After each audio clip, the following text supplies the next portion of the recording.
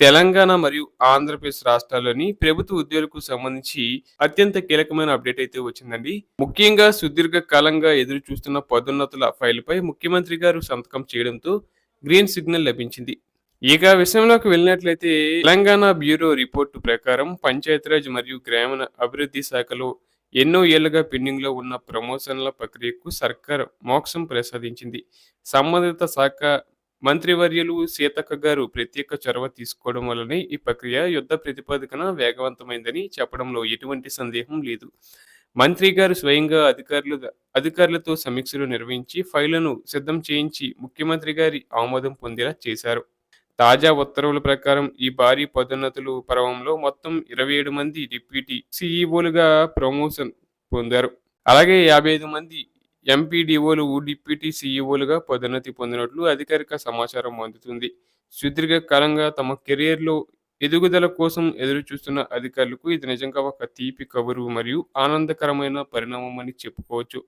ఈ క్రమంలో పదోన్నతులు పొందిన అధికారులందరూ ప్రజాభవన్‌లో మంత్రి సీతక్క గారిని కలిసి ఆమెను ఘనంగా సన్మానించి తమ కృతజ్ఞతలు తెలియజేశారు. ఒక సామాన్య అధికారి స్థాయి నుంచి ఉన్నత స్థాయి వరకు పదోన్నతులు రావడం శాఖలో కొత్త ఉత్సాహం నెలకొంది. ఈ సందర్భంగా మంత్రి సీతక్క గారు మాట్లాడుతూ ప్రస్తుతం ఉన్నది ప్రజా ప్రభుత్వం అని, ఇది సంపూర్ణంగా ఉద్యోగ ఫ్రెండ్లీ ప్రభుత్వం అని స్పష్టం చేశారు.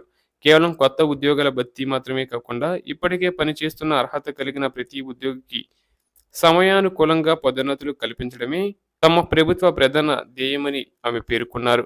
శాఖ బలోపేతం కావడం ద్వారానే గ్రామీణ స్థాయిలో ప్రజలకు మరింత చేరువగా సమర్థవంతమైన సేవలు అందించగలమని ప్రభుత్వం గట్టిగా విశ్వసిస్తుంది. పరిపాలన యంత్రాంగం పటిష్టంగా ఉంటేనే సంక్షేమ పథకాలు ప్రజల చెంతకు త్వరగా చేరుతాయి.